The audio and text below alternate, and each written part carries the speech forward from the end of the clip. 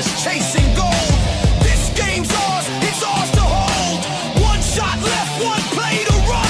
Make it count under the setting sun. It's game time grind. All or nothing on the line. Push through the pain. Leave it all in the rain. It's game time grind. Victory's ours to find.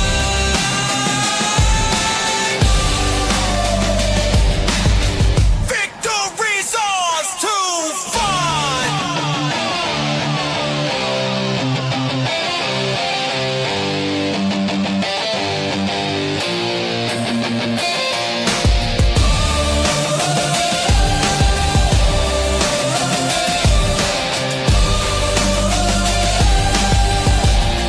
It's game time grind.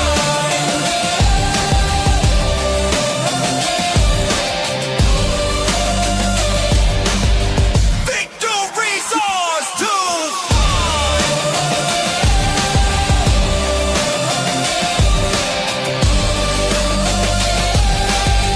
Victory's ours to find.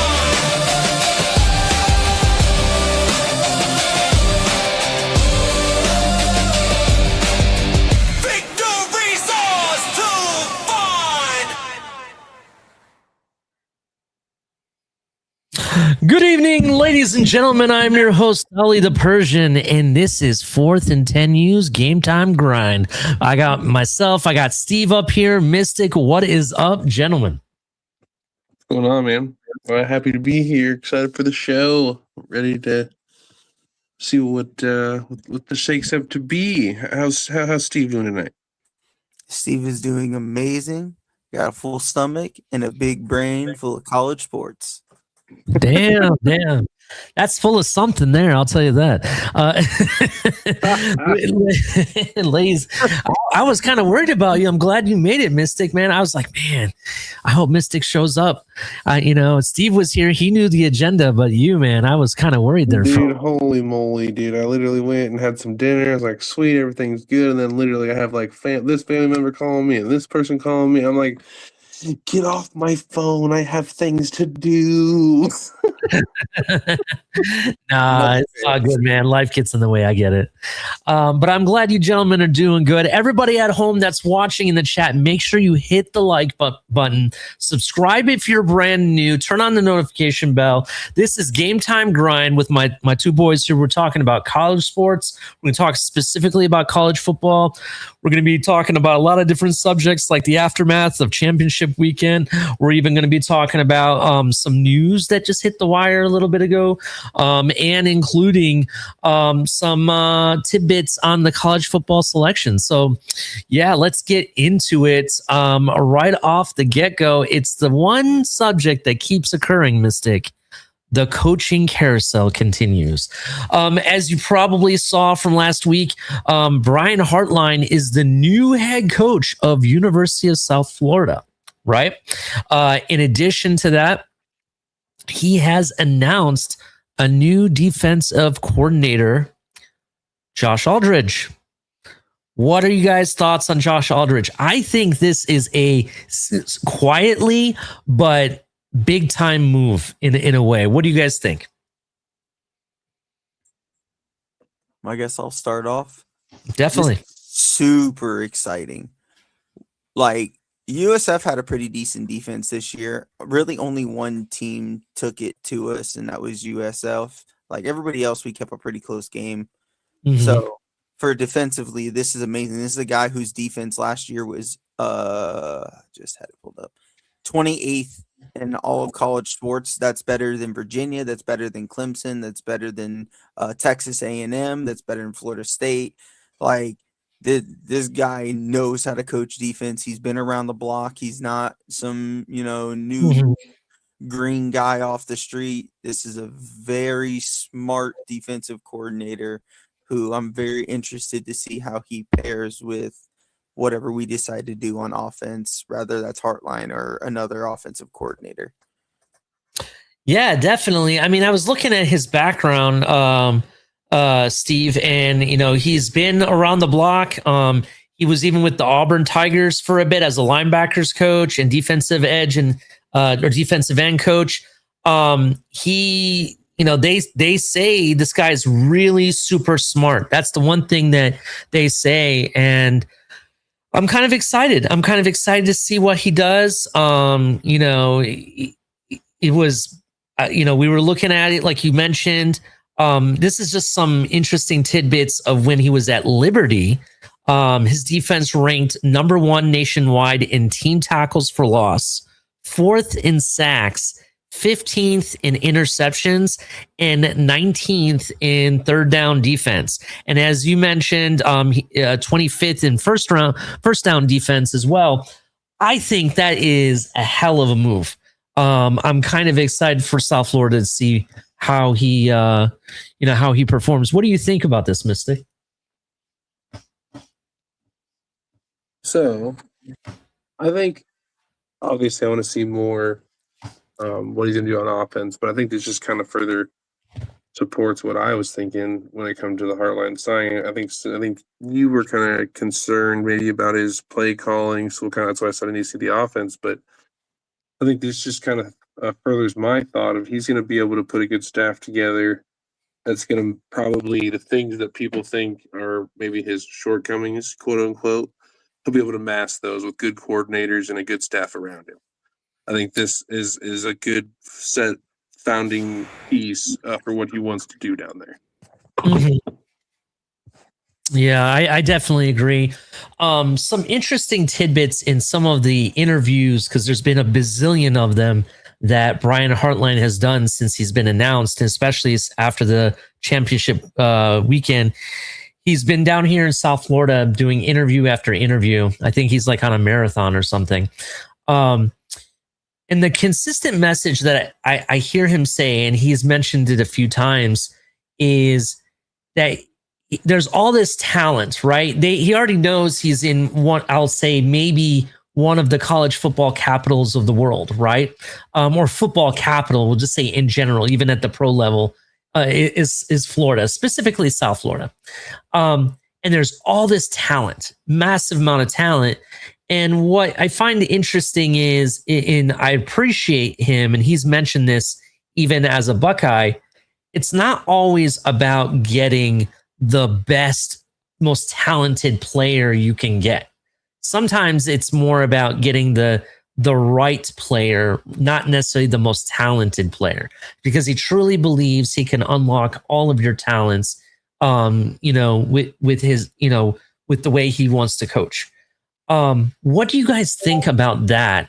I think that's really impressive, because just because you might be the number 1 ranked QB on the board doesn't mean that you're the right fit for South Florida. What do you think about that? I think that's super smart. You have to know the environment you're in, especially for South Florida. Like we want guys to be here. We don't want to be one of those schools that just throw a bunch of money around to get the big name guys. Like I brought this up, I believe last week when we talked. Like South Florida lost a lot of talent from Central Florida to Miami. We lost a quarterback from, I believe, St. Augustine group. It was Orlando or St. Augustine. We lost a 5-star corner from St. Pete area. Like we can't keep losing all of these guys, but with Heartline, if we can even convince 1 or 2 of the 8 guys from Central Florida that went to Florida, I think one went to FSU and some Miami guys, and another guy who went to, I think, Georgia or something like that. Like if we can convince even 1 or 2 of those, that's massive for this program. And I think Heartline brings that. Yeah, I think he does. I think year 1 is about instilling the foundation of what he wants to do. His really the biggest and most impactful moves, I will say, will be in year 2 and 3. That's where you're going to see, the success more, build up. But this year, I think it's about setting the right mindset and foundation. And I think it's going to be on the up. One thing I also want to bring up, not just Brian Hartline, I believe it's South Florida's AD that I was watching an interview on South Florida, University of South Florida's football website. I think it's usffootball.com, I think is who had it. I was watching an interview and he was talking about how University of South Florida and its fan base is growing, and the whole Tampa area is growing and growing, that it's not a moment at University of South Florida. It is a movement at University of South Florida. What do you think about that? And do you agree? Is it a movement or is it a moment? I don't think we can call it a movement. I think until we see consistency. So maybe right now it's a moment, but it could be a movement.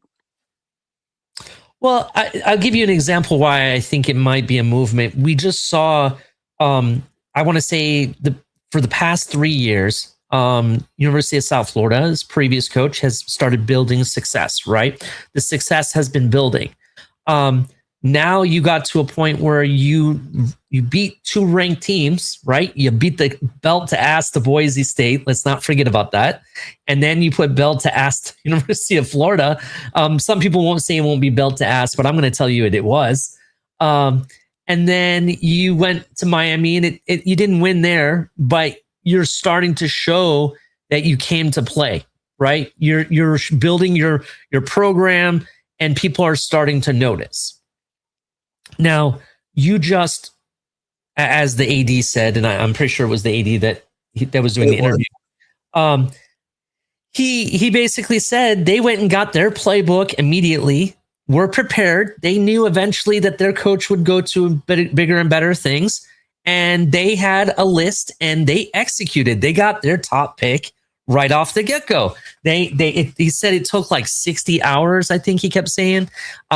But 60 hours later, they got their guy and they did exactly what they wanted. And he said teams that are having a movement, not so much a moment, execute and get, and this is the outcome. And shout out to Lewis, who's in the chat. Thank you, sir. I appreciate you being here. If you didn't know, you could catch us on the college selection show that the Blitz Pickup had. That was pretty cool. Thank you for having us. We really appreciate it. And subscribe to them if you don't already subscribe to them.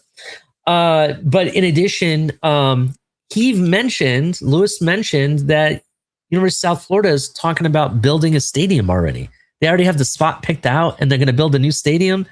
Teams that are on the up and are starting to build that foundation and that existence, those are the type of stuff that you start seeing them do.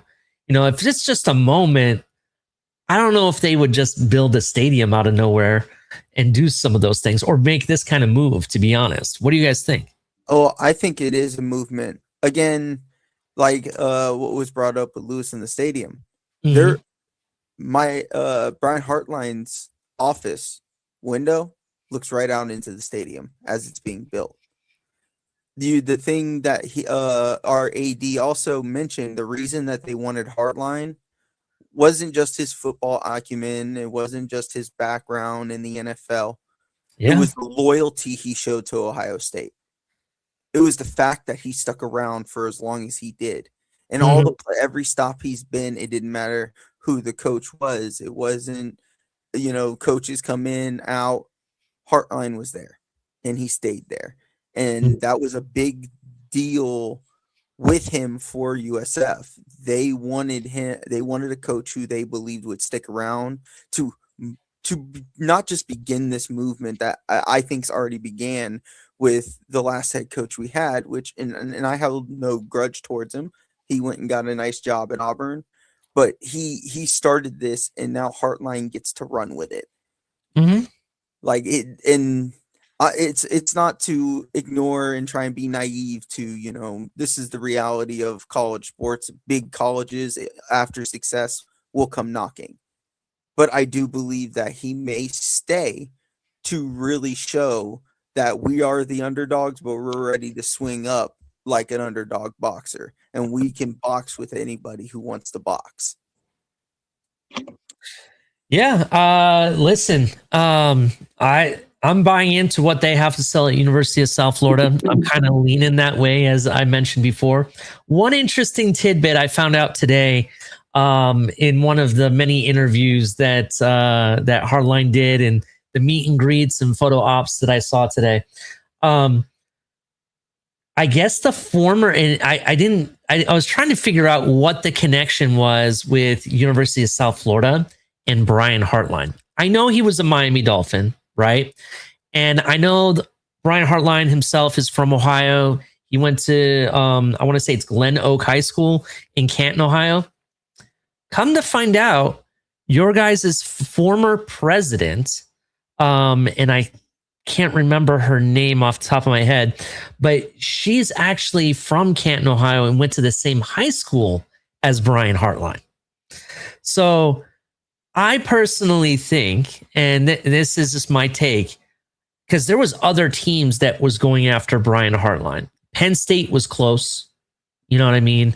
From what I also heard and read, he had interviewed with Texas A&M before they hired a new coach as well. Like that was, they were really considering him at that point. I think, in my opinion, I think that the connection with University of South Florida was two things: the mentality and thought process on how to build their program. I think that was number one. It was exactly the philosophy that Brian Hartline has. In what the AD and what others in that made that decision, what they want to accomplish at University of South Florida. That's number one. Number two, I think the fact that you had certain people that were connected to Brian Hartline, not necessarily like knew him, but are from the same area. It's kind of like they have the same type of thought process. So it's easier to agree upon things if you understand what I'm saying. You know what I mean? If you have people like that are from the Midwest, they have the Midwest philosophy or thought process. If you understand what I'm saying. Do you get that or maybe I'm not making sense? No, you make perfect sense. Yeah. So that's kind of why I think he picked South Florida. I know other teams were really close to maybe trying to get him. And yeah, crazy enough, we're going to kind of switch gears to a different team. But before we do so, any final thoughts on Brian Hartline and what they're doing at University of South Florida? I just wanted to say, I guess my question to kind of what we're all just talking about here is where is the bar for Brian Hartline? Not just this year or the next 2 or 3 years, just through the course of this job. Like what would be the best outcome? Not obviously, no, we're not just like, oh my God, national championship. Like, no, like what, from what you guys are telling me, Steve, this is probably more for you and, obviously Lou and the other people who root down, down there. Mm-hmm. What would you guys consider to be successful for Brian Hartline? Right now, because I think that question comes in stages, in my opinion. I agree 100%. Well, I guess we could break it down between, kind of 1 year, 1 year, 3, but I think obviously the results we have now, are we expecting an ACC championship? My stage one is beginning the run to winning the conference, because we were close. And I mean, we were real close. 2 games. It came down to Memphis and Navy. 2 games we lost by a combined total of 6 points. Yeah. Look, for me, it has to be winning the AAC first. Before you can expect anything else, you got to take care of stuff at home, and that's the AAC. So that's where I'm. I misspoke on that. Sorry. Thank you for the correction. Yeah, that's what I was kind of trying to say to Ollie. Like it's about the conference. You got to make sure you can compete with North Texas or Tulane, for example. Navy's in there. Navy is one of those hot cold teams. 1 year they're hot, the next year they're not so not. So it's like, I don't know. I got something about Navy too. I want to show you guys a little bit later in the show that I found. But yeah, that's what I think it's first. I think the first year is building his recruiting pipelines. He already is familiar with South Florida. That's another thing that why it made sense.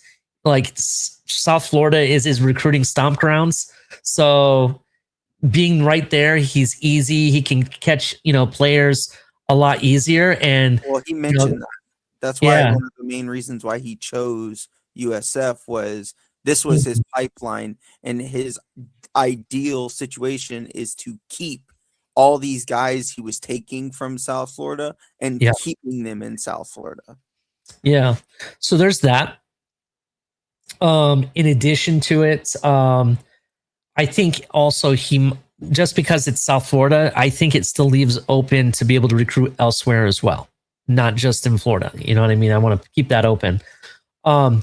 But I also think once he has that built and once he gets his philosophy on the field going, I think that's where you can start looking at, okay, now that we've built this, what are we going to do with it? Are we going to win the AAC, which that should be by year 2, you should be competing at least. And then by year 3, all right, we're competing for the AAC. We're playing in bowl games. We're maybe in talks to get one of those last spots in the college football playoff. That's basically how I would look at it. Especially when you have teams like Tulane and North Texas and those guys competing for spots like that. I kind of think that you really should that should be your goal eventually, but probably by year 3. Absolutely. So, any other questions, Mystic? No, I think that's all I got for now. I just wanted to, actually try to contribute there and not feel too worthless, right? Oh, just kidding. Damn, Mystic. Are you okay? All right. Well, thank you. We are going to switch gears to a team that you're familiar with, Penn State. Penn State has hired Matt Campbell. Had they confirmed the DC is moving over to Penn State? The DC from Iowa State? Say that one more time. I read somewhere that he's pulling the defensive coordinator from Iowa State with him to Penn State. Is that official? Yes. All right. So, Penn State has hired the defensive coordinator to Iowa State to bring some familiarity to the coaching staff. I know some of the staff from Penn State they kept and re-signed. I know that. What else? What else can you tell us about Matt Campbell and what he has said? And I know he had an interview. His press conference was very heartfelt, and I thought that was really cool. And that, again, any Penn State fans that just happen to see the show, however you want to say it, go watch that. And that's the man who's going to take, in my opinion, Penn State and put them at that next level. He has such a passion for wherever he's at. He has a passion to take that program and do something with it. Mm-hmm. He loves being able to help build a program, help build people. I guess I think I just read he has 12 NFL draft picks in the last 5 seasons at Iowa State. Iowa State doesn't have near the talent pool that Penn State is going to have access to. Penn State's going to have a lot of success here soon. Funny enough, you guys are going to hear a lot about that guy that I always said things about, and everyone's like, "Oh, Mystic, Iowa State. Oh, Mystic." Brock Purdy's going to Penn State. He's probably going to be the starting quarterback next year at Penn State. So you're going to hear a lot more about Brock Purdy. Or excuse me, I'm sorry, not Brock Purdy. I'm over here talking what I shouldn't be. Rocco, whatever his name is. Beck. Thank you. Rocco Beck. He was before, but yes. Can I just interject real quick? I'm sorry, Mystic. I hope I'm not getting on your bad side by interjecting. I apologize. No, sorry. There was something I saw today, and it was the players meeting with the new head coach, with Matt Campbell, and he's talking to the players. This is juicy. This is new. What do you got? And there was a certain somebody sitting in the team meeting with the coach, and there's question if he's going to actually apply for an additional year of eligibility. Really? You know, the quarterback at Penn State, who we've been talking that if he was in the third round, we would consider him. You know what's really funny? I was going to say something originally, like it would be really interesting to see Matt Campbell with said individual. Oh, wait. Sorry. I guess we should put a name on that, right? Go ahead. Go ahead. Talk about it. It's your team now. The worst part is you can't think of it, can you? Drew Aller. thank you. Drew Aller was in the background, actually one of the either front or second row of players, and he's sitting there talking. Not Drew Aller's not talking, but the Matt Campbell is talking to the players, and he's sitting there listening intently with his eyes on the coach and everything. Yeah, dude. I feel like Matt Campbell and the offense that he brings you'd probably see a couple things. You'd either see it or that would be the final straw, and you'd know that you want nothing to do with Drew Aller. That's all I know. I don't know. The fact that the new head coach was announced, he's there, and you have a player that is thought to be going to the NFL is in that meeting. If I'm thinking about going to the NFL, do you think I'm going to that players meeting? No. I'm ready to go. I don't need to see that head coach. I would add, though, it makes sense in one aspect. His draft stock took a hit this year. Oh, I think he should stay. I do agree. I do think he needs another year. But I think his draft stock, because at this point, that would be year 5 for him, I think. I could be wrong about that. I think his draft stock's going to take a hit no matter if he stays or not, though. Yeah, but I think it could help him. That's what I'm saying. Like, him staying could bring him back up. It may not be, because I'm not even seeing Aller falling to the 5th in mocks. Like, his draft stock, because of the injury and how just rough the season's been for him, he went from a fringe first round pick to, like I said, dropping almost all the way to the 5th in mocks. Even if it brings him back up to a second round pick, it's worth it. Did you say fringe first round pick? Yes. Okay. Maybe I'm misunderstanding what you mean by fringe, but the different circles of college football that I've talked to, let alone listen to on a regular basis, always before all this season, he was like the guy. The guy was that could be a number 1 pick, not a fringe guy. You know what I mean? I always considered him good. I call him fringe because it wasn't unanimous. Because remember, going into this season, Nussmeier was huge. Then Sellers took over, and Aller, like last year, he was a name that people thought he was coming out could be a first rounder, and then it was like, oh well, he'll be a first rounder. And then it kind of started to wane, and then he started talking about second rounder because he needed more development. That's what I mean by fringe. Like, fringe for me is a guy who could be a first, but also we don't know for a fact he's going to be a first. Mm-hmm. Yeah, I see what you mean. For me, before this year, I always thought he would be like a top 10 pick kind of first rounder. But after this year, yeah, he'd be lucky if he's 4th, to be honest. I kind of see what you mean. But we'll see. We'll see if he gets that additional year. I didn't mean to hijack your conversation about Matt Campbell. Go ahead, Mystic. I'm sorry, man. No, you're fine, man. That's interesting. So like I said, I had thought about that, and I was going to say something originally, and then I looked into it. I'm like, oh wait, he's a senior. He has to either decide he's going to try to play at the NFL, or go do something else. But then, hey, you're telling me this? That'd be interesting. When you see Rocco go there, I think Rocco would put some pressure on the guy and probably challenge him for that starting job. So that'd be interesting to see. Overall, again, just kind of what I was saying, you just expect stability. I think we're going to see the best version of Penn State that maybe we haven't seen in quite some time.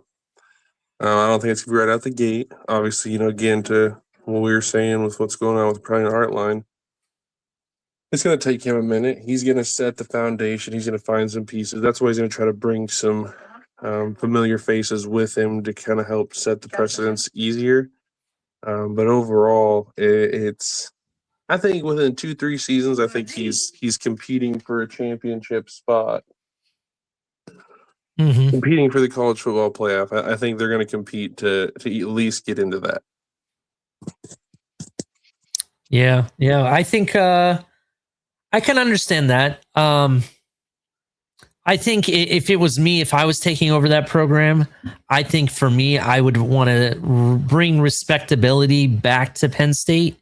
You know what I mean? Because I think they've been in the mud so much this season that people think that there's no way coming back. There's no way Penn State's gonna be able to come back from this. I think that he needs to work on that, make them respectable again, kind of like the Indiana route. Indiana, if you didn't know, was the most losing program in like for the past 60 years, since 1967. Yep. Was the last time they won the Big Ten or anything, right? So that being said, I kind of feel like they need that kind of spark. What Cignetti did for Indiana. That's what I think they need. They need somebody with I forget what those paddles are called when someone's going into cardiac arrest, and you know what do they call those things? You know what I'm talking about? The crash cart paddles, yeah. Yes. Though they need that to the program. That's what Penn State needs, in my opinion. That's just how I feel. What do you think of that? Do you agree they need some type of spark? I think that spark is Matt Campbell. I mean, that's kind of what I'm saying. Okay. All right. We shall see. Other news about Penn State. Prior to signing Matt Campbell, supposedly, and this has kind of come out by the media, Penn State was hardcore trying to go at Matt Patricia. They really tried to offer him a bag, do what they could to bring him, and it didn't work out. Matt Patricia, and the reason I think it ultimately didn't work out, Matt Patricia and his family love Ohio State. They love going to the stadium. They love the atmosphere, the games, everybody around them. He walks on the field with his kids and family every game, right? They have kind of, what's the word I'm looking for? They've made him an icon, the fans have. I don't know if you've watched any of the games. You'll see this big foam pencil that they're like holding up in the air, and they're passing it around. They those big oversized New Era hats that people wear. They're like $200, the big massive one that make you look like a bobblehead. Oh yeah. They sell them now with a pencil sticking out the side. Right? Oh no. Yes. So they have really made this guy like a celebrity to the point where I'm going to go ahead and say this. Is Matt Patricia the what do you want to call that? Future head coach of Ohio State? Yes, the next guy. Like in case Ryan Day decides, okay, I'm ready for the next level, let's go NFL, or let's say he decides to retire, is he the exit program? Like, here, I'm going to hand the baton to you. Know the phrase, we've been hurt enough by injuries, Ali, the next man up. This is true.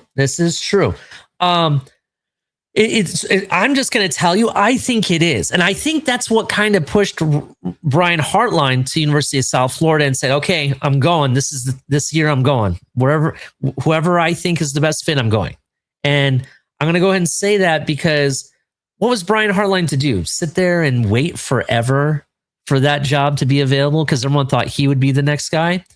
Matt Patricia took that defense and they're one of the best, regardless of losing this past weekend, which we're going to talk about next.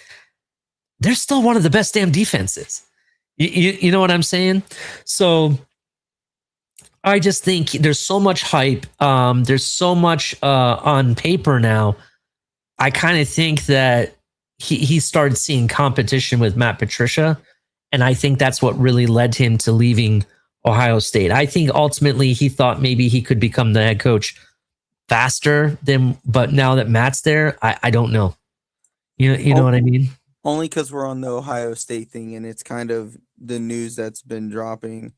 Mhm. Have you seen the news on the 5-star running back Cayman Spell? Yes. He's down to 5 schools, I think I saw, right? Yep. Georgia, Notre Dame, South Carolina, I think it is, Ohio State, and the U. Yes, the U is in there as well. It'll be very interesting. I know Ohio State is extremely interested in this kid. We are, really trying to pull him. It'll be interesting. We'll see where he lands. I have not seen if there's been Notre Dame. Oh wait, sorry. I've not seen if they have done an Oracle pick yet, or whatever they call that.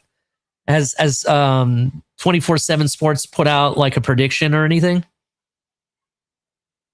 I don't know, but on 3 Sports, not the bad one, the good version. Yes, on 3. No 3 on 3. Yes. Yeah. Interesting. That'll be really interesting what where he ends up. But yeah, that's what I found that interesting, that Penn State tried to really go after Matt Patricia.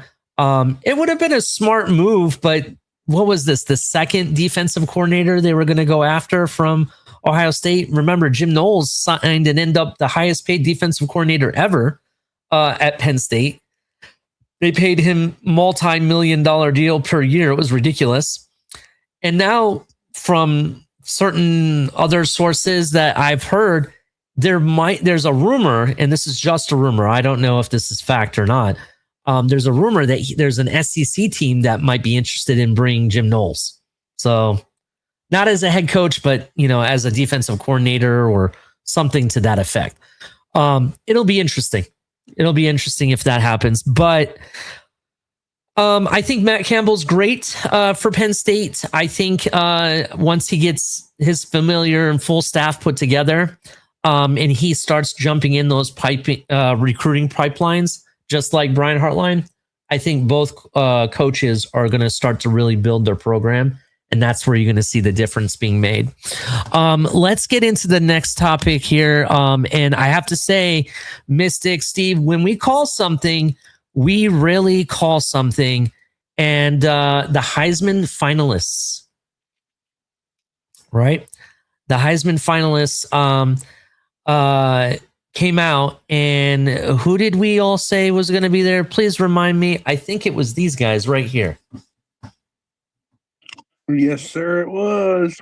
Yes. As I said it right here live on Game Time Grind, I said it would be Mendoza. I said Jeremiah Love would be there. I even said Diego Pavia would be there. And last but not least, Julian Sayin would be there. These are the 4 Heisman finalists. I'm going to go ahead and make my prediction now. Okay. I honestly think Mendoza has all the type, and I think he ends up being the Heisman Award winner. I'm going to go ahead and say it. What do you guys think? Yeah. I do think this is kind of like I've heard some people say it. I do think this is kind of like on the lower end, and unfortunately, of kind of some Heismans we've had lately. Yeah. They haven't really jumped off the board too much. I do think Jeremiah Love has definitely had his moments that he has been the offense for Notre Dame. I think that's the only thing that could rival Mendoza, in my opinion. But other than that, yeah, I mean, Mendoza won the head-to-head. I mean, it's probably just going to be a handoff, in my opinion. Yeah, I kind of think it is. Just real quick on some numbers, just looking at these numbers. Jeremiah Love finished with 1,300 yards, 1,372 with 18 rushing touchdowns. That's really good, right? But is it eye-popping? Was it really anything we've never seen before? That's what I'm saying. It's kind of meh. How many receiving touchdowns did he have? Any? I don't know off that top of my head. Let me see if I can find that for you. But even even Mendoza, 2,980 yards with 33 passing touchdowns. That's Yeah. not even eye-popping either. And let alone, I don't know how many rushing touchdowns or rushing yards he had. So that's kind of interesting. Diego Pavia, on the other hand, he had 3 passing touchdowns. Receiving touchdowns. Jeremiah Love had 3 and 274 yards off of 26 receptions. Oh, yeah, not much. Yeah, so let's look at Mendoza. What is Mendoza's stats? I know I have the passing yards there and the passing touchdowns, but rushing is a question. Let's see here. Fernando. It's not as much as you would think it is. Like, well, I don't even want to say as much as you would think it is. I just don't think that the stats are eye popping for any of these guys. It really isn't. I can tell you, Julian Sayin did not have any rushing touchdowns at all. The only question is Diego Pavia, though. How did he do? I know he's more of a runner. I actually think he has some pretty decent numbers. I remember when I looked at him last. Yeah, I'm pulling them up right now. All right, so Diego Pavia, let's look here. Interesting. Okay. So he had 27 touchdowns, 3,192 yards, right? 8 interceptions. He had 826 yards rushing with 9 touchdowns. Yep, see, hang on here.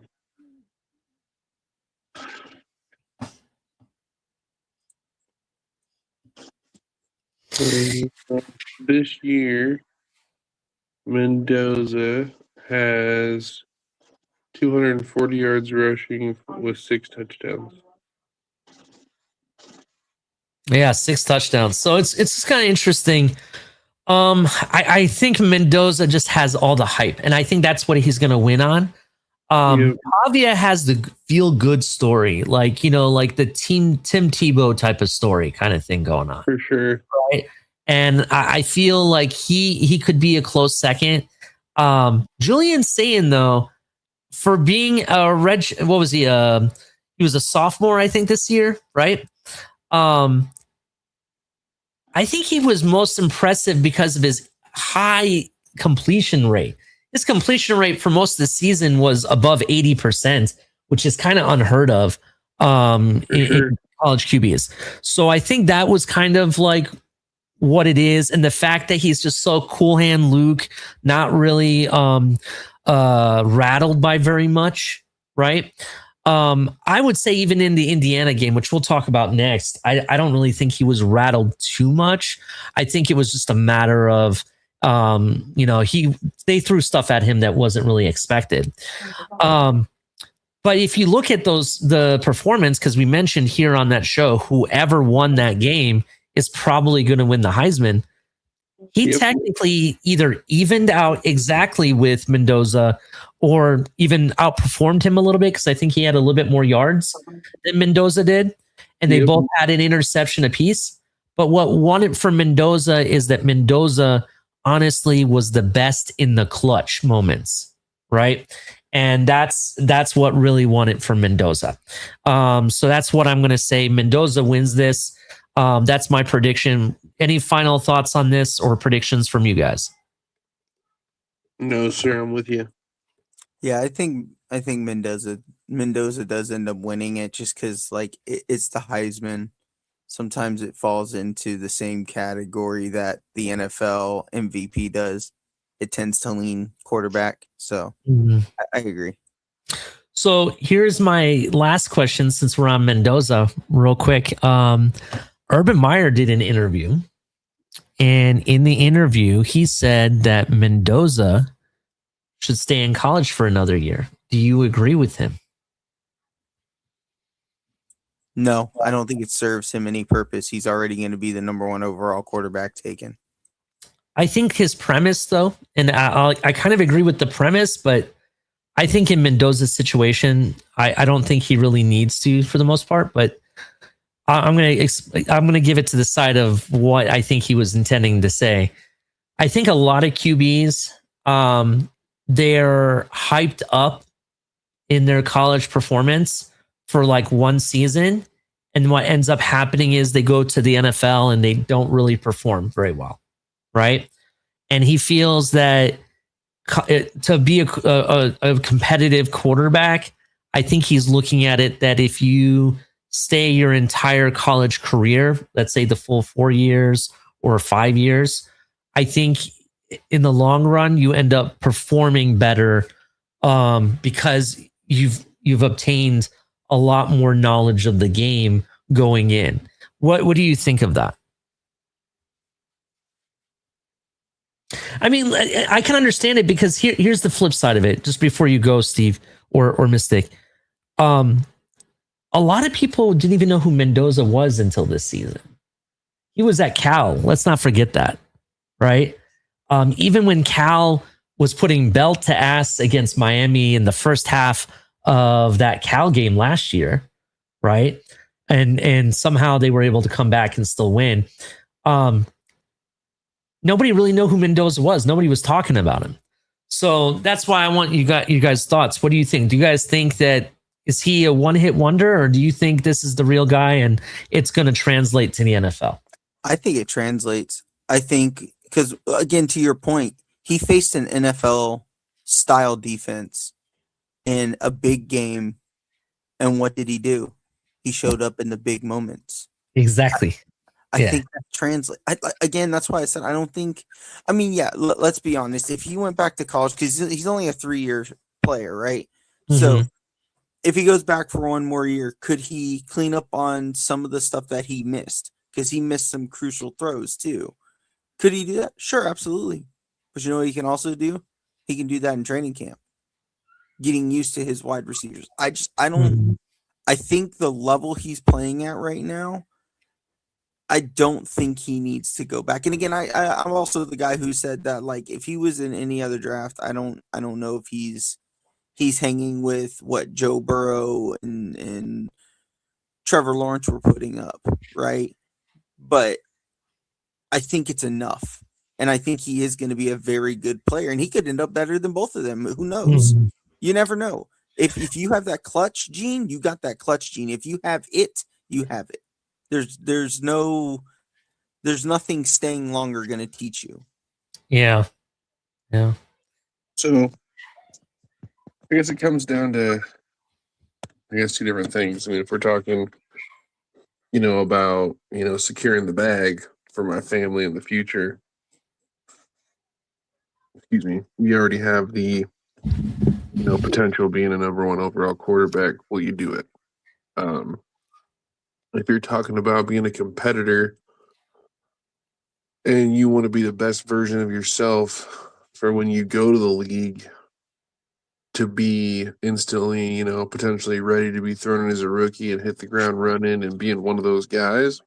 Because I do think he has, you see the raw talent now. I agree with Urban's take, but I also see the both sides of it is what I'm trying to say. So, like, I think he has all the intangibles that if he goes back for another season and comes out, to Steve, to your point, I think we would potentially talk about him in a top tier quarterback draft if he went back and polished up some things. Could he do that in the league? Absolutely. But he could also set himself up by getting that stuff done now. So when he goes into the league, he's just focused on getting that chemistry with his guys, figuring out this pro offense, and really how to just make it run smooth when he needs to. Mm-hmm. So I'm going to give you my perspective on Mendoza, and this is actually going to lead into our next conversation, which is the aftermath of the conference championship weekend, right? What we know about Mendoza and what we learned about him in the Ohio State and Indiana Big Ten championship game is that he is a competitor, right? You saw him take a really hard hit. First play of the game, Caden Curry put shoulder right into his chest. I thought he was down. The way he was down, I don't know if you guys watched the game or not, but the way he was laying on the ground, I was going to be surprised if he got up after that, because it looked bone crunching, right? And then he comes back into the game. I want to say, a series later or something like that. And he came to play. He was a competitor. You saw different pictures of him, blood running down his elbows, on both elbows, actually, blood all over his jersey and everything. The guy came to play. He's a competitor. I don't think this kid is in it for the money. You know what I mean? He's not that type of player at all to me. There's some players that, and you guys had the conversation all, what was it, this morning or yesterday, about Caleb Downs possibly wanting to leave the school early just so he can start focusing on the NFL draft. That ain't gonna happen. That was fake, we know. But what I would say is that I don't see him doing something like that. I don't think Mendoza would be that type of player where he's built all these stats and everything. He's stat padded himself and he's ready to go to the NFL because he's going to ride that wave and get himself a big contract. Kids now in college are already making big money. A lot of them are making more money than even a rookie contract is going to give you. So money is not the thing for him. I think being a competitor is. So, hot take, this is just a hot take from me. It wouldn't surprise me, and I just want to preface this. I think Mendoza goes to the NFL at the end of the season. I think that happens, right? But if something were to happen, and this is what the scenario I'm going to build, if they get close to winning a national championship and just missed it by an inch, really, I won't be surprised if he, for whatever reason, somehow ends up being a Hoosier for one more year. If that is possible. I don't know if it's possible based on his eligibility, but if it is, or something he can do to make it happen, I wouldn't be surprised if I read that as the headline.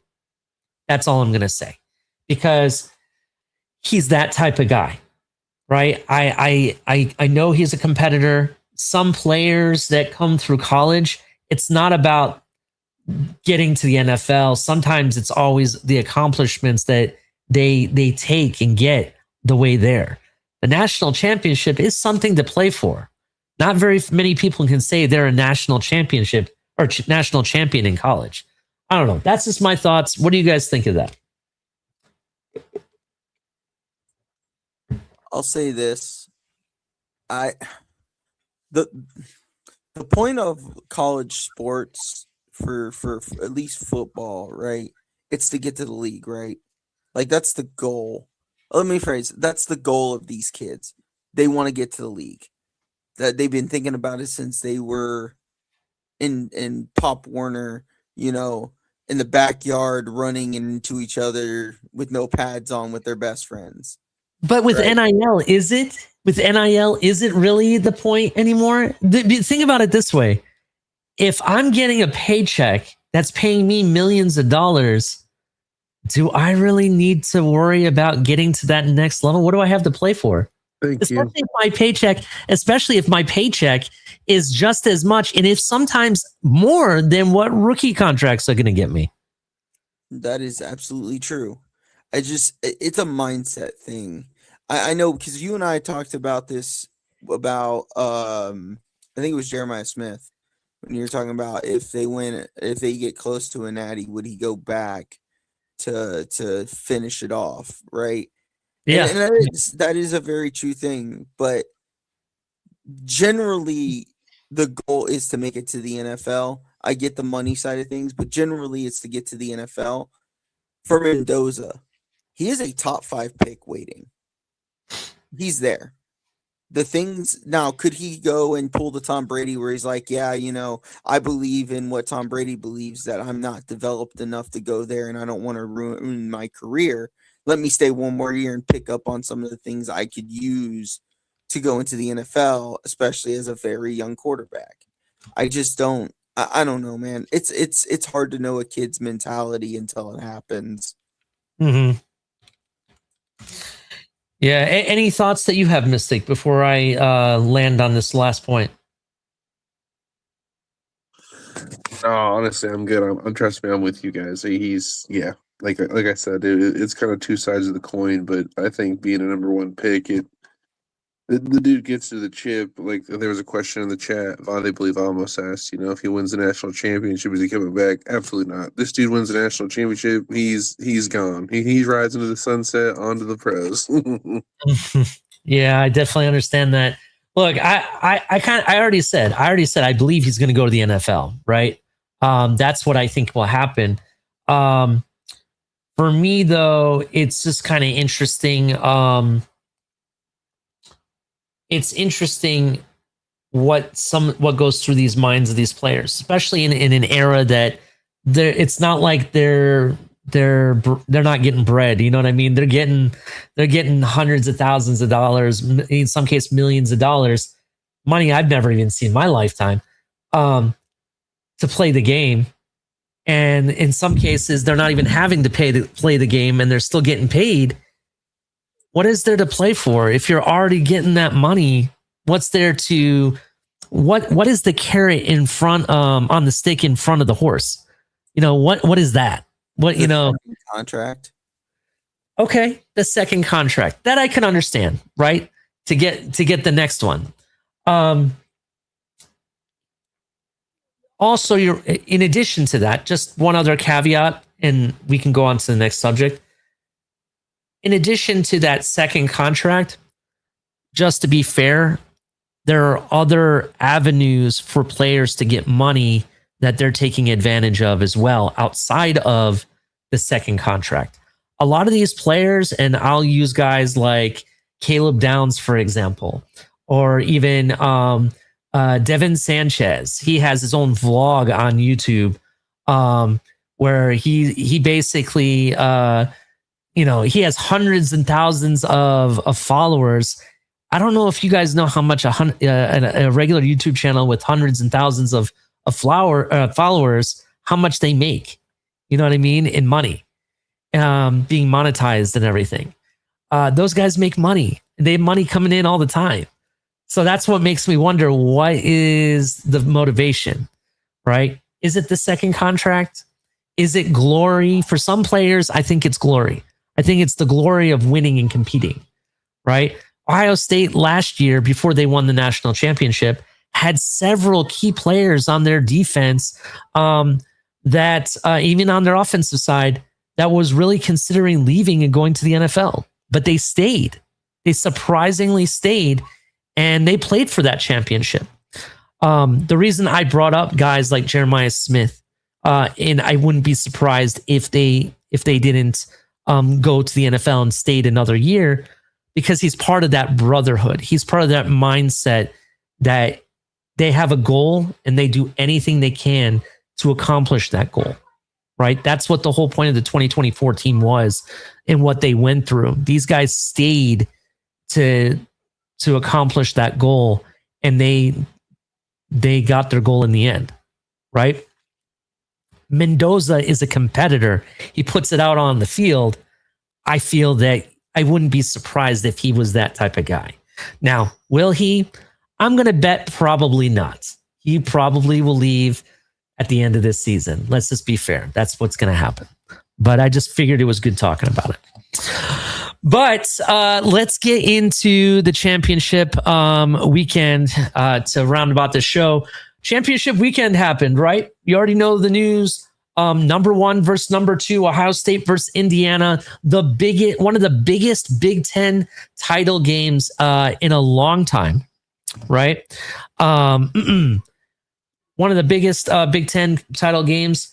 It was really what a conference championship should look like. It was a defensive, battle from the get-go, hard hitting, confusion on the field, some dramatics, a missed field goal. To be honest, Ohio State lost because of 2 blunders in a red zone and a field goal. That's really what caused the loss for Ohio State.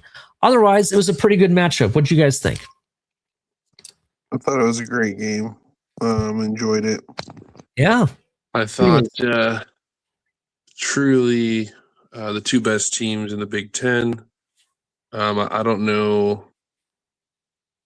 I don't know that I think there's another two teams that would have made that kind of fight with those two teams, in my opinion. So yeah, I mean, great game, loved it. Seeing a team, come out and win, basically, first time in what we're at 60 plus years. Mm-hmm. That was really cool. I'm always down to see stuff like that.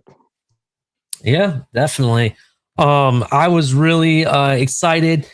The atmosphere was popping. The fans were wild. I actually could hear fans chanting over the commentary. That's really cool. Overall, I think it was a great game. Great game by Indiana. They have a lot of talent. They have some really good receivers. And both defenses. Their defense came to play. Our defense came to play. I told you on the show, it's whoever could play defense better was going to win this game. And it came down to that and a mistake that happened. And that's what decided the winner. Congratulations to Indiana. I'm really happy for them. Which we'll get to here in a moment. Did they get the better end of the stick? We will just think about that for a moment. Everyone at home, think about that. We're going to talk about that in our next subject, but I want to get through these other conference games. Any final thoughts about the Big Ten conference game, Steve, before we move on to the next one? Yeah, I was going to say in my opinion, this was the best game of the weekend. In my opinion, this was exciting, sure. Old school football. This was knockdown, drag out, defense. And honestly, I had predicted that it was going to come down to turnovers and who won the turnover battle. And early in the game, I texted Mystic. I was like, I said it, like, here it is. Both teams are turning the ball over. Two guys who have protected the ball the entire season. And then it just turned on its head, and defenses just started locking things up, and the punts started coming out, and the field goals started going. And like you said, it came down to a missed field goal and a few mistakes, more on one side than the other. It was a great game. Definitely. Absolutely great game. Indiana pulled off the major upset. I was not upset that we lost, to be honest. The reason I guess I wasn't really upset is we were both going to get to we already knew we were both locked into the college football playoff, right? It was just a matter of seeding.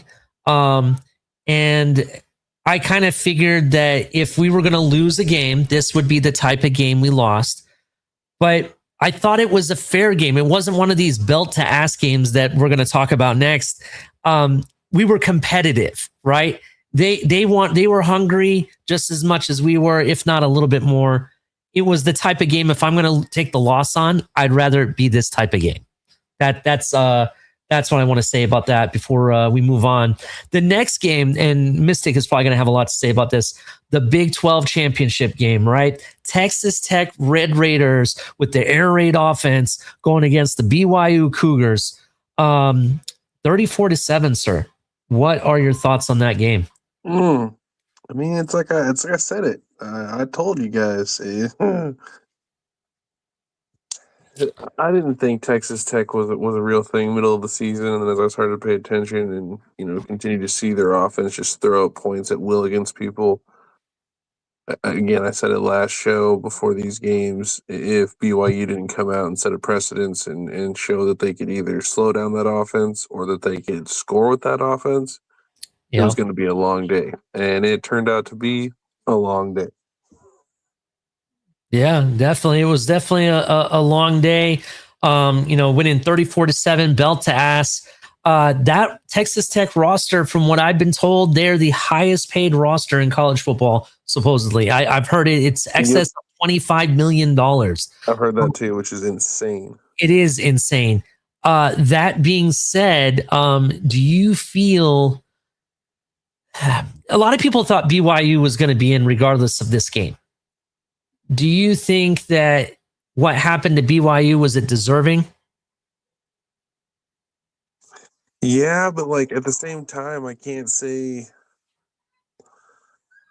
it sucks because what happened to them, they got the short end of the stick. They got out. But you see Alabama over here getting, we're going to talk about that, and they got in. Like it. Yeah, I don't know. It kind of bugs me, man. But it is what it is. I mean, that's kind of how it goes. You don't show up in those big games. You find yourself, outside looking in. Definitely. Any other final thoughts before we move on to the next game? Either of you? No. No. Okay. Now we're going to talk about the ACC championship game. We will talk about the SEC last because it goes into my next topic here. The ACC championship game. Talk about a good game in a sense because it was very exciting in my opinion. But you already kind of had the idea that this wasn't really going to have an effect on the college football playoff. For me, it was very interesting. You had Duke versus Virginia Cavaliers, and it became a very dramatic overtime battle. Despite a mediocre regular season record, Duke somehow upset Virginia. It was kind of exciting to see that. I think, do you guys think that Virginia losing to Duke, was that what got University of Miami in? Do you think that was part of it? What do you guys think? I think it's part of it, but I also think, really, if I'm looking at it, I do think that part of it had to do with that BYU shellacking and Alabama honestly kind of getting beat up. They didn't really move up or anything. I think if they play closer and it's like a 3-point game, they might even move up. Who knows? But yeah, I think those games really impacted the situation. Definitely, I agree. What do you think, Steve? I'll be honest, I don't think it did. Not I at think all. they were him-hawing over Notre Dame and for so long that it came down to how they felt about which one of them deserved to be there. Well, I'm gonna go ahead.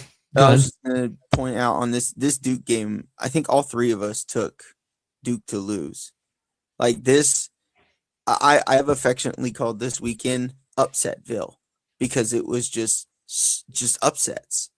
Like, I think I made a joke about how I think in the last episode, I'm sorry, I didn't mean to interrupt you, Steve, but in the last episode, I think I made a joke about how Duke could pull off the upset, but it's not going to happen in my dreams. Virginia's going to win that game. I think I said that.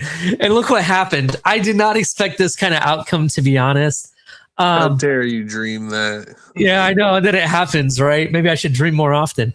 What I was going to say is it's really interesting what happened this weekend with the BYU loss to Texas Tech in the fashion that it happened, watching, which we'll talk about next, the Alabama-Georgia game, and then watching the ACC championship game. I think it's really interesting because the fact is that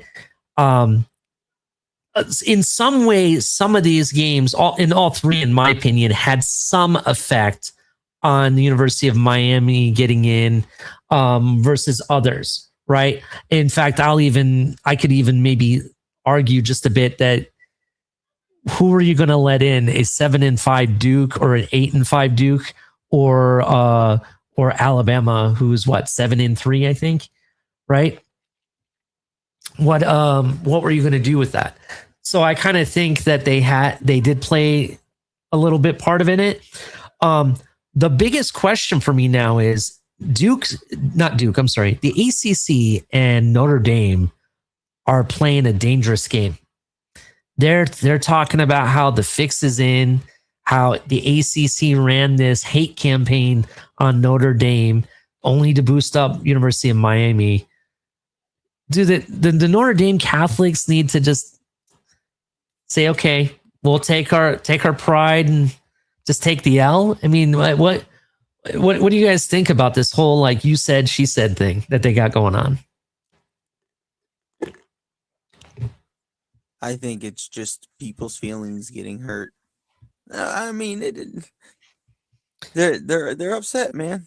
Like I don't know how else to say it. Like I get it, I do, but again, like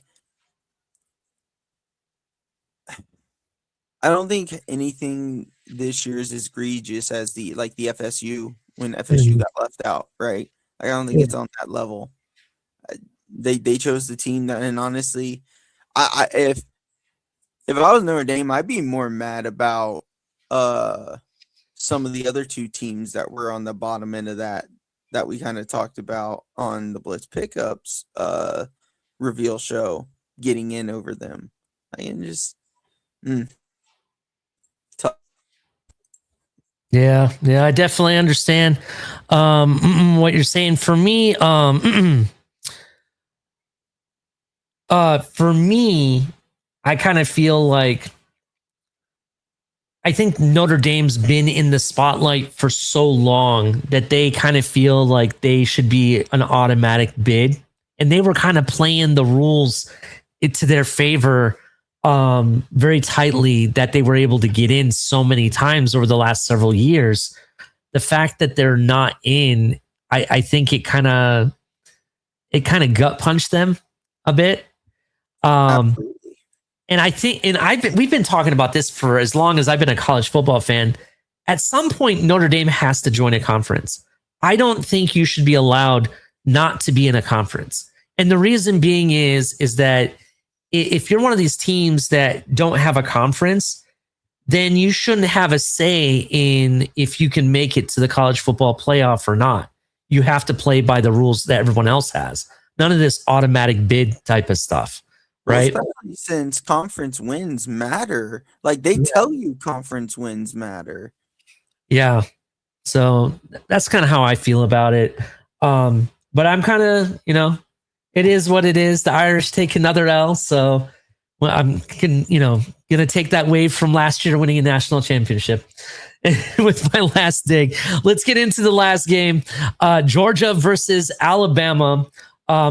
In my opinion, that was a great sight to see, watching that Georgia defense literally put belt to ass on Alabama. It just felt whatever Alabama could do, they couldn't do anything.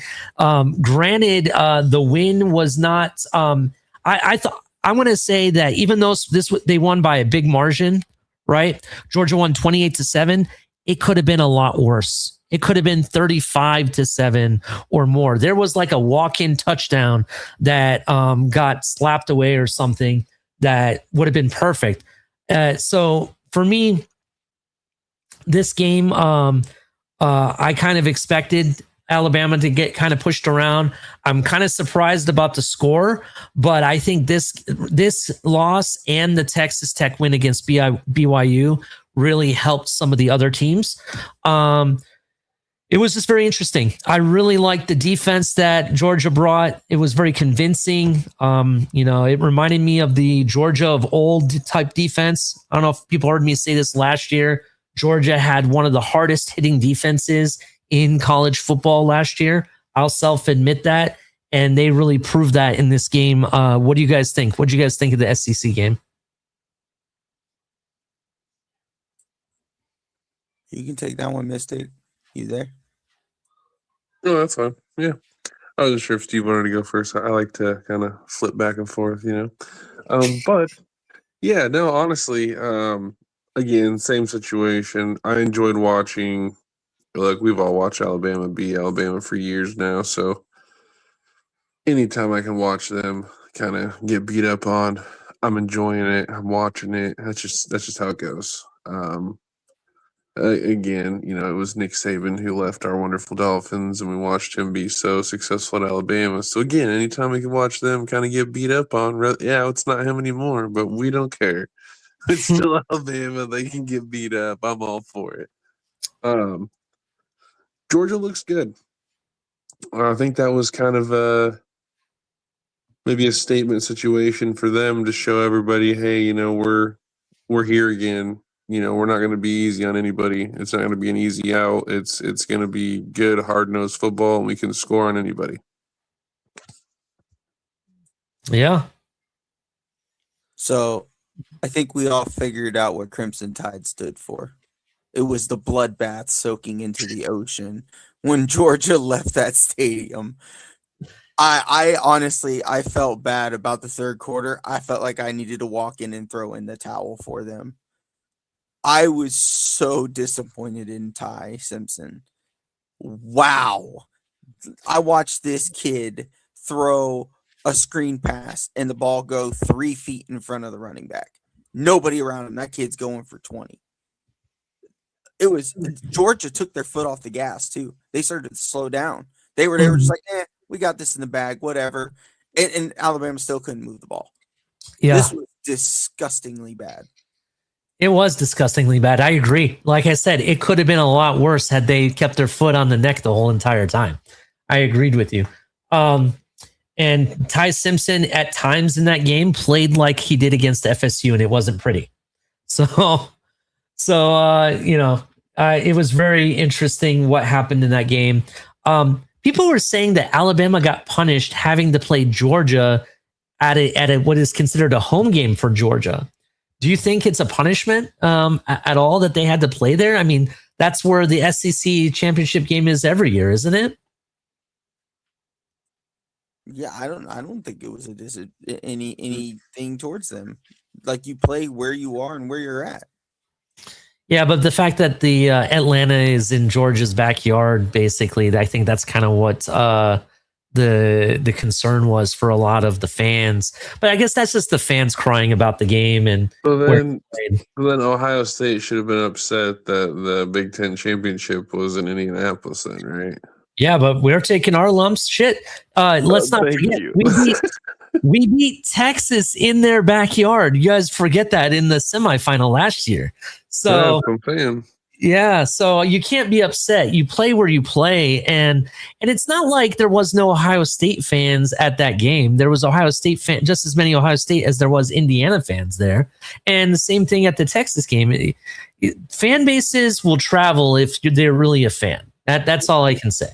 Just like we were talking about, there was that rumor that the possibility that if UM beat Texas A&M, you would be playing them in the Orange Bowl in the Garden, right?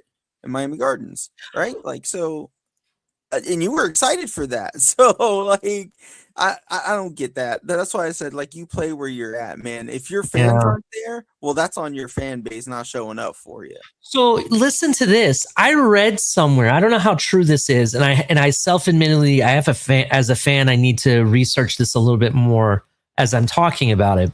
But there was something I read that the committee decided that Ohio State would be in the Cotton Bowl, so that if they did have to play University of Miami, there would be no home field advantage.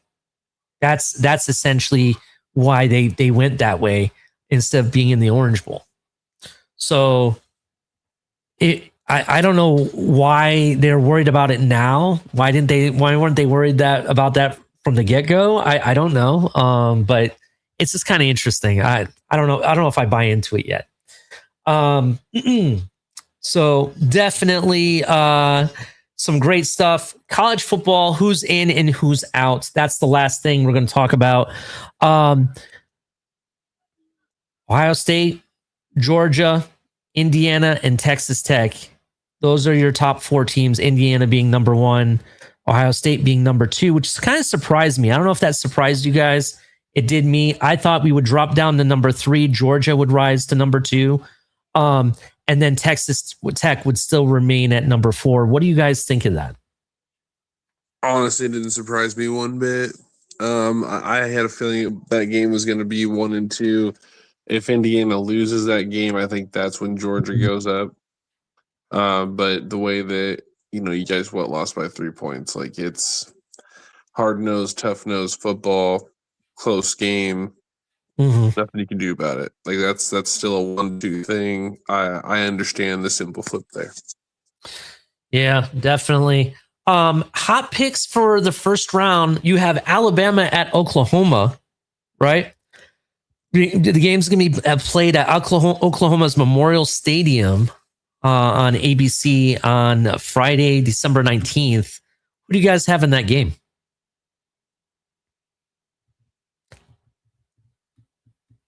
I think Alabama, as much as I was just talking crap, to be honest, I think they end up winning that game. I think they're going to show up pissed off, embarrassed, and angry. They're also going up an opponent that they had already lost to during the regular season. So not only that, they have that going, for them as well. I kind of agree. I think we might see a more pissed off version of Alabama. So I think they have a lot more to play with. What do you think, Mystic?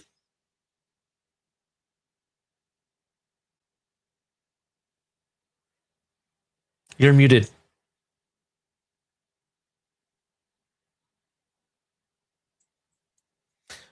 We may have lost Mystic, or did he have to reset or something? Let me see what he said here.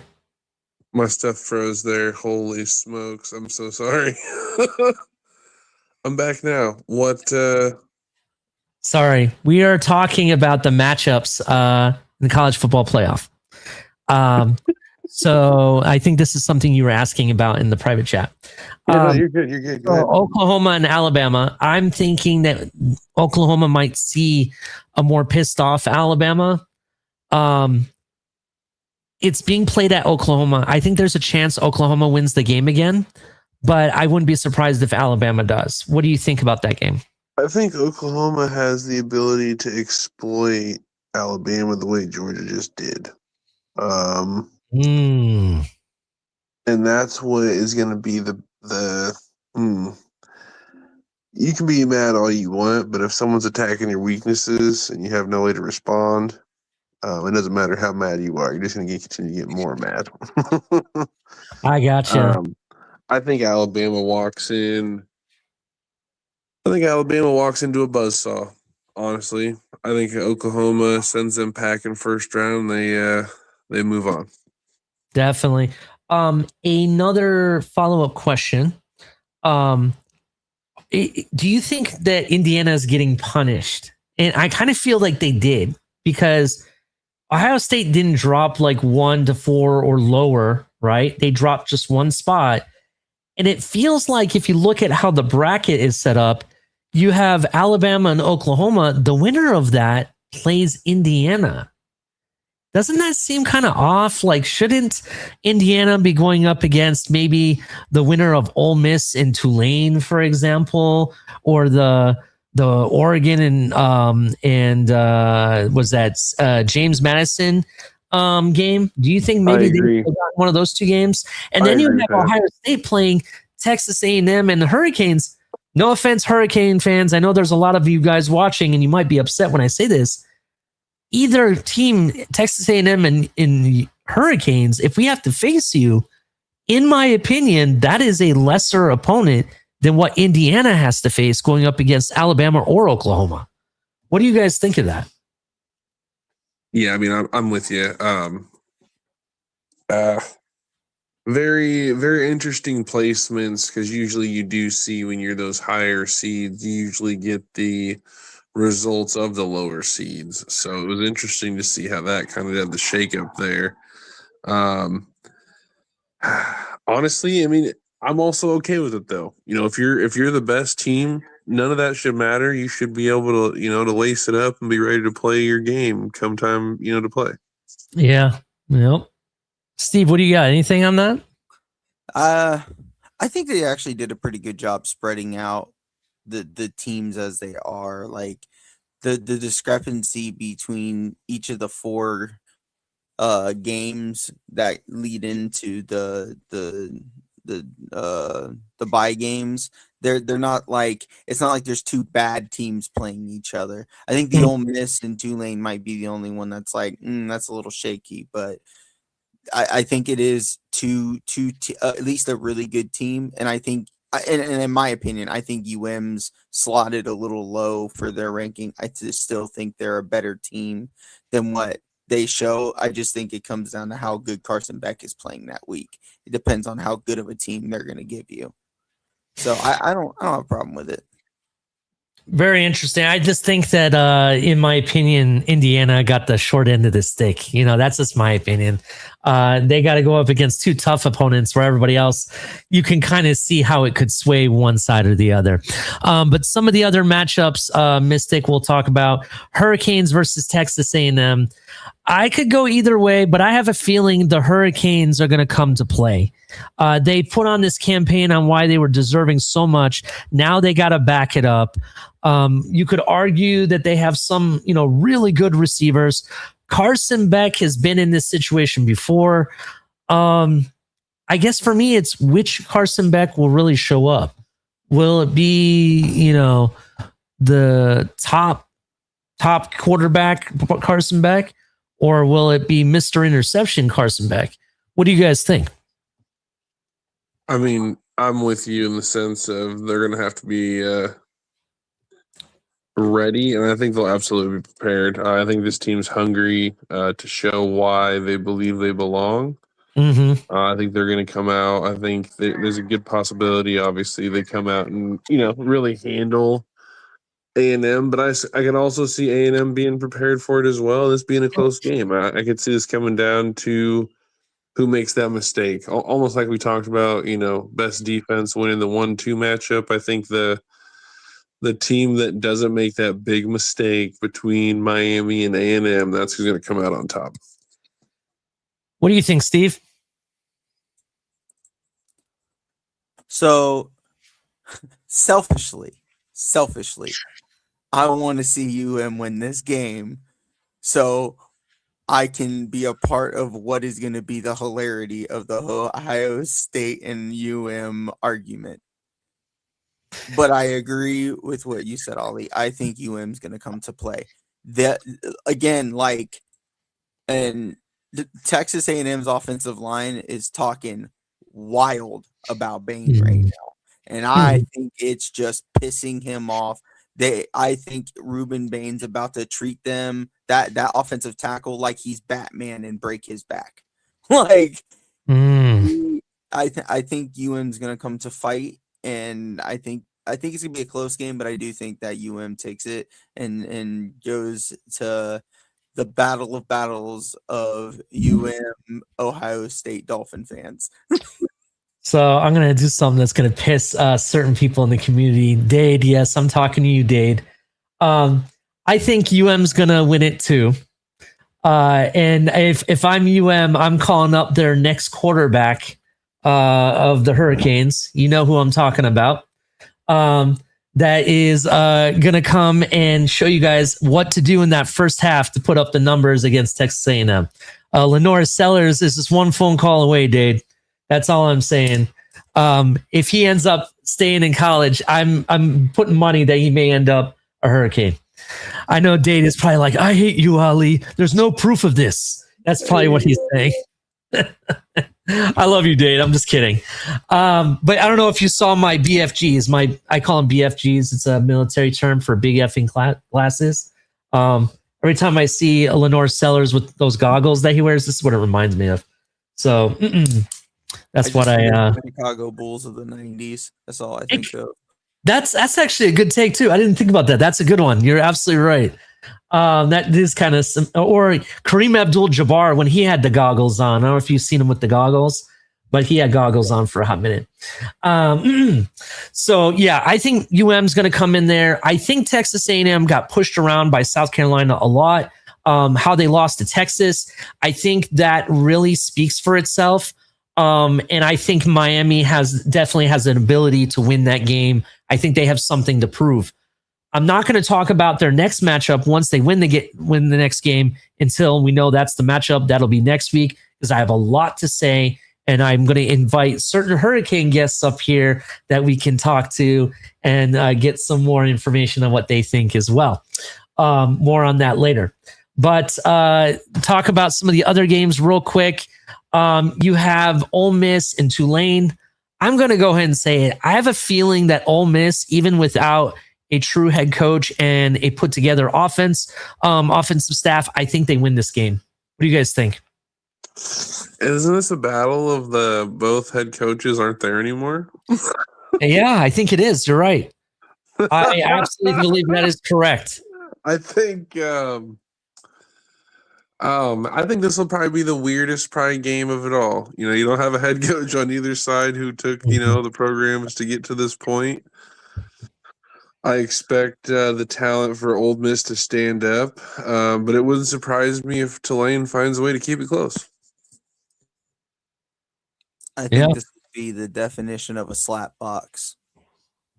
There's going to be two teams slapping each other, trying to figure out who can will with their interterm head coach, whose interterm head coach can will their team to the end. I honestly, I couldn't. You could flip a coin and still get it wrong on who would end up winning this game. I'm going to go ahead and say this. If Tulane somehow beats Ole Miss, right, an SEC team. So Tulane, just remind me, is an AAC team, right? They won the AAC, I believe, right? I do believe so, yes. Yeah. If Tulane somehow beats Ole Miss, first of all, I'm never going to respect Ole Miss again. And number two, South Florida got some work to do because they got to catch up to that. And that actually puts Tulane kind of on the board, like on the map, so to speak.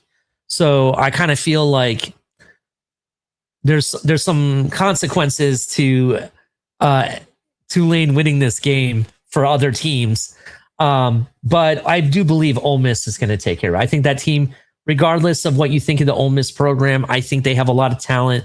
They have that SEC camaraderie that they have. They have 4-star and 5-star recruits on that team. I think they'll be able to take care of Tulane. That's what I think of that game. The next game, I hate to say this because I kind of like James Madison. I like their fans. I love how hyped they get for their football team. But Oregon is going to put belt to ass. Let's be real. I think that's what's going to happen. Dante Moore, that team is too talented. That coach is good. You know, what do you guys think? So I'm just going to jump in here, and Oregon wins, no problem. Yeah. They're going to go out for, some Sunday lunch and, stroll through the park and, have a nice day. But I think Oregon is going to be my dark horse to win it all. I think Dante Moore has something to say when it's all said and done. For the whole thing or just that game? The whole thing. I think it was something about Oregon. I just have a weird feeling about them. I'm throwing them in for the dark horse. Oregon winning it all. Very, very interesting. Okay. All right.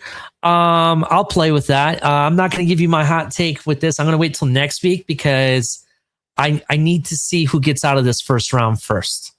And then I'll give you my take. Any other thoughts on this game, Steve? Oregon versus the James Madison. I love James Madison. I love what they stand for, but Oregon's going to put belt to ass. I think Dante Moore just watched Mendoza try to solidify his top 5 pick in front of him.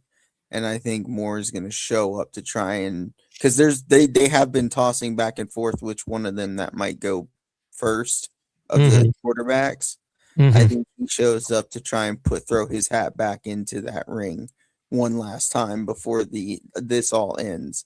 I don't know if I'm on Mystics level of Oregon running the table and going and taking that whole natty, but I said dark horse. All right.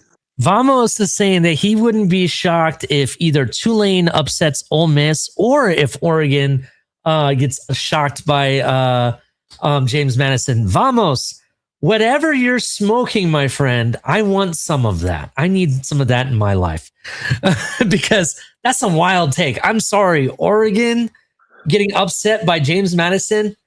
I just don't. Wild. That would be wild. You know, it's funny, and Vamos is my homie, but you can't call something an upset and then say it wouldn't be shocking. This is true. And Vamos is my homie too. He lives in my backyard somewhere right outside of the Pizzle. So he knows what I'm talking about. If anybody knows the Pizzle, you know the Pizzle. You know.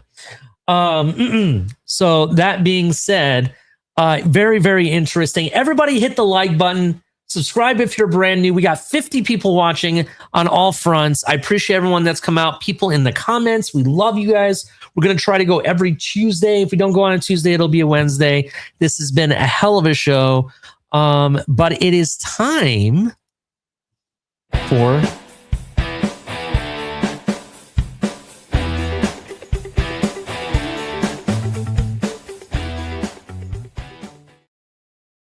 So the bottom line is it's been one hell of a week. There's been so much news from all fronts of football. coaches going left and right, getting fired, leaving, defensive coordinators moving all over the place, rumors flying, right? Oh, players wanting to sign, not signing. By the way, Chris Henry Jr. did finally sign with Ohio State. He picked them, announced it on Pat McAfee's show. It was nuts. That's the second year, not the second year in a row. Yeah, I guess it would be the second year in a row that Ryan Day had to sit there on pins and needles if the top wide receiver was going to sign with him or not. Remember, last year was Jeremiah Smith, and they had to tell him in a press conference that he finally signed. And then he looked at the guys and said, "Is that true?" And they gave him the thumbs up, and he's like, "Oh my God, that's true." You know what I mean? He said that in a press conference. And then this season, Brian Hartline leaves on National Signing Day, and all the players that said they were going to go to Ohio State said, "Wait, hold up. We got to see what's up." They took a step back, thought about it for a couple days, and then signed, right? So it's been kind of crazy. You had the shock upsets, not really upsets. Alabama getting belt to ass. I think that was kind of shocking, to be honest. Texas Tech, I expected them to win that game, but they won. I think the biggest upset out of all of them was the Duke game. Duke beating Virginia. I did not see that happening. So I even laughed and made a joke about it, right? And it happened. I think that was the biggest shocker. fans, shout out to you fans. Getting in. I'm happy you guys can finally possibly have that rematch with me. I'm waiting. As I said, I'm going to have Hurricane fans up here. We're going to chop it up, talk some smack. So I cannot wait to start throwing those invites. I'll be throwing those invites soon. But I have some video that I want to share with you guys real quick. And just give me 1 second to pull it up. I found this and I wanted to share it because this kind of shows you how much, I don't want to say detail or work or whatever you want to call it, that goes into college football, right? Let me bring this up here. Just bear with me 1 second, guys. I'm sorry. Here we go. All right, let me share this. Share screen. Here we go. So these are the Navy helmets that they're making for the Navy Army game. Anybody watches that every year? It's a hell of a game. The atmosphere of the game last year was crazy. It was off the chain. It looked like you had the entire nation's military on top of each other. But watch this. Look at the amount of painting they do into these helmets, and the end result is kind of ridiculous. Have you guys seen these helmets yet that they're going to be wearing? Look at that. It looks like a wood grain finish. It looks like the side of an old Revolutionary War warship of some kind. You see that? That's amazing, dude. Yeah, I don't know if you've seen, I think I've shown you clips of the Illinois uniforms that they wore against Michigan last year, where it had like the classic like leather helmets. Yep. Those helmets, they were so detailed and painted, it actually looked like a leather helmet. But look at this. He's actually drawing a warship on the side from hand. It's a hand drawing, actually. Look at that. And how much detail they put into it. It is nuts. I just wanted to kind of show you guys how much hard work goes into college football and what the teams go through, but it's not just the teams. It's the people that do these little things to do iconic things on the field. So I just had to share that. Look at that. Look how sick that looks. That's amazing. Oh, and he's adding the white for like the sea foam. That is crazy. Yeah, look at all the shading that he's doing and stuff. I just think it's so freaking impressive what these guys do, and they do it for every game. You know what I mean? Not every Navy game, but every Navy Army game, they do something special like this. And I'm just impressed by it, and I just had to share this video because of like the amount of detail and the work he's doing. Imagine how many, he probably has to do this for what, 93 players or something? Right, however many players they have on that. Look at that end finish. Look at that. That looks sick. Yeah, I just wanted to share that with you guys. Just for So the first head cracking hit to scratch all that up. hey, it's battle tested then. It's battle tested. What are your guys' final thoughts on this episode, man? Give me your thoughts. All right, so real quick here, shout out to one of the first viewers. I told him that I give him some ball state stats. Gosh, that's a hard one to get out. Wow. So, I looked at their season. They had a pretty down season. They only had 4 victories, went 4-8. They were the 4th worst team in the MAC standings. They're either winning in close games or getting blown out. That's literally what it was. They got shut out 2 times. Like, many times they only scored 3 points. Like, it's definitely a down program right now. Curious to see what they get this off season for the next season moving into 2026. Looks like Western Michigan, Ohio, Toledo, and Miami of Ohio are really like the powerhouses, and they didn't fare too well against them. So again, shout out to the fans. People ask for some Ball State stuff. We give it to them. So. I appreciate you guys. Again, if you guys have anything for us, definitely let us know. We'll take the time to put some time in. Obviously, that wasn't a whole lot, but that's just a quick little tidbit, Take the time to throw something your way. Again, we appreciate you guys. Yeah, definitely. You were talking about Ball State, and they're in the MAC, right? Yes. All right. Well, I'm going to take your cue for next episode for my bottom line. I'll bring up some University of Toledo news or some stats that I'll throw around. Our best friend over at the Blitz Pickup, Lou, he has his boy, one of his, I guess it was someone that he helped raise. Junior Vandeross plays for University of Toledo. We'll maybe do a breakdown of him. That's what we'll do. Yeah, I think that would be awesome. Go ahead, Steve. What are your final thoughts? Just kind of stretching across everything that was kind of brought up and some of the stuff that wasn't. I meant to say it before we moved off of the USF stuff. It was a joke when we first got him that we were going to be Ohio South, and I thank you, because I was kind of concerned based on hearing some of the stuff that Heartline was saying. But when you explained it to me about how much Ohio State puts into brotherly love and it being a brotherhood and battling as brothers, like that phrasing of it made me feel a lot better. And I do honestly believe he's trying to bring that Ohio State feeling to South Florida. So that's going to be exciting. This week in college sports, this next couple weeks are going to be insane. These matchups are going to be so fun to watch. I'm hoping every single one of them ends up just like the Ohio State and Indiana games. So I want to knock down, drag out fight from all of them. This is going to be so much fun, and I look forward to doing this again. Yeah, definitely 100%. I'm looking to go Tuesday next week if both of you guys are available. Some topics to bring up just to kind of clarify what you were talking about.